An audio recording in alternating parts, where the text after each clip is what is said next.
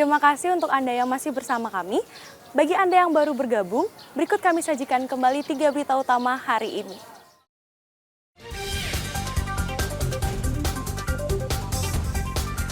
Detik-detik jatuhnya lift di Ayutera Resort Ubud Gianyar terekam kamera pengawas atau CCTV.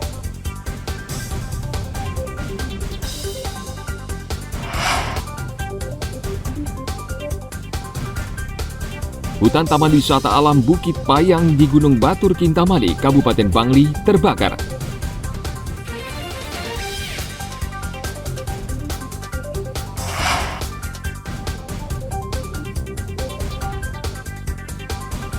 Mencicipi kelezatan kuliner lawar ikan marlin di Sukawati Gianyar.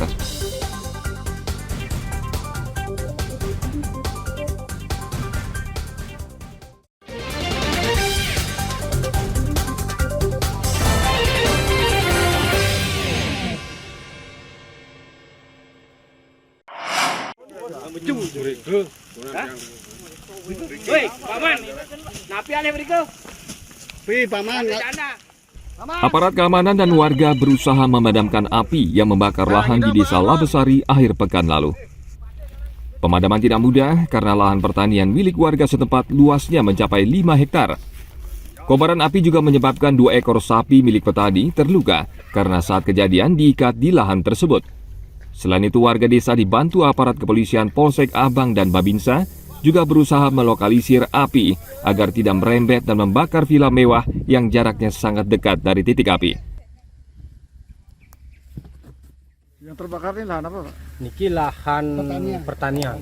Pertanian. Ada sapi, korbannya sapi 2 ekor itu terbakar ya? Terbakar ya. Terus ada perhotelan nggak di sini, Pak? Di samping ada villa, tapi itu sudah ditanggulangi tadi supaya apinya tidak menyebar ke sana. Jaraknya dari titik kebakaran, Pak? Jarak dari titik kebakaran ada 5 meter ya? 15 ya.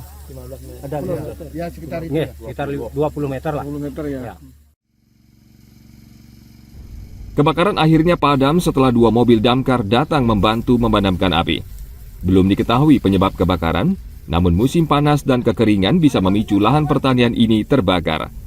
Sementara 2 ekor sapi yang mengalami luka bakar serius langsung diamankan dan mendapat perawatan dari dokter hewan.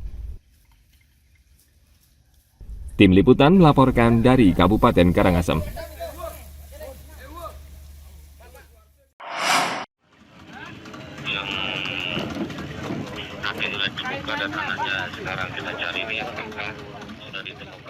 Tim SAR Jembrana akhirnya menemukan jasad Muhammad Bintang Rehaldi yang terseret arus bersama kakeknya di pantai Pengambengan.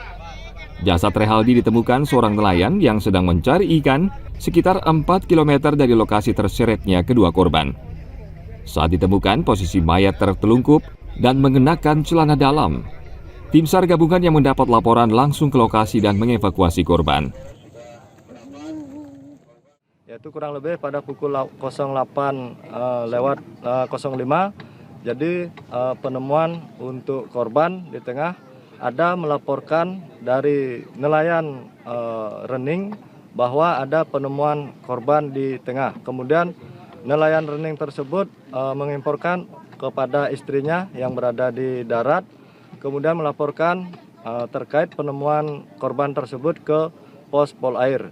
Jadi waktu itu kami bersama tim gabungan sedang melaksanakan penyisiran ke arah timur menggunakan speedboat Polair, kemudian langsung membantu untuk mengevakuasi korban tersebut.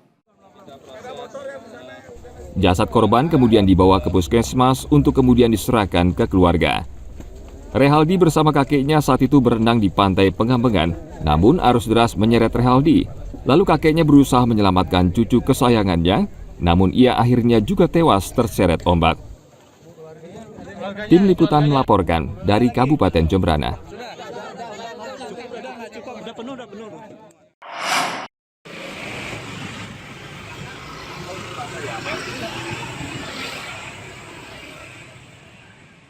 Kemacetan selalu terjadi hampir sebagian besar jalan di kawasan Sanur. Bahkan di beberapa ruas jalan, antrean kendaraan sulit bergerak karena padat dan merayap. Aparat kepolisian sudah berusaha untuk mengurai kemacetan, namun tetap saja hasilnya tidak maksimal. Selain kota yang terus berkembang pesat, salah satu penyebab kemacetan adalah banyak proyek pembangunan gedung, baik perkantoran maupun hotel dan restoran, yang membuat kemacetan semakin parah. Warga dan tokoh masyarakat di kawasan ini meminta pemerintah dan pengembang atau pemilik proyek agar mengkaji lagi rencana proyek dengan memperhatikan kondisi di sekitar agar tidak memperparah kemacetan yang akhirnya merusak citra Bali. Feasibility study-nya atau studi kelayakan proyek betul dikaji lewat berbagai aspek gitu loh. Jadi jangan sampai setelah pembangunan itu ada kemudian berdampak terhadap PJM, tentu akan menjadi image yang negatif juga. Nah itulah dari aspek terhadap PJM ataupun yang namanya lalu lintas sirkulasi kendaraan itu sebelum pembangunan itu berjalan yang sifatnya adalah memang besar ataupun kolosal ataupun yang namanya bersusuar, itu mohon menjadi penajaman kajian. Betul-betul dari aspek itu adalah real, berangkat dari berbagai data-data existing yang memang harus akurat dan valid. Tetapi sekarang pemerintah sudah ada upaya. Ya, tapi memang kita menyisir kalimat orang Indonesia tidak ada kata untuk terlambat. Sementara pemerintah sudah menyiapkan akomodasi parkir kendaraan yang tidak on street. Ya memang ada beberapa kantong walaupun lewat proses yang sangat panjang. Nah itulah menjadi catatan kita. Bagaimana hal ini dipikirkan sebelum memang building dirampungkan ataupun dibangun. Sejumlah tokoh di Sanur meminta pemerintah agar lebih selektif mengeluarkan izin pembangunan, karena jika izin dikeluarkan sembarangan, kawasan Sanur akan semakin semrawut dan sulit ditata kembali. Ana Agung Gede Agung melaporkan dari Kota Denpasar.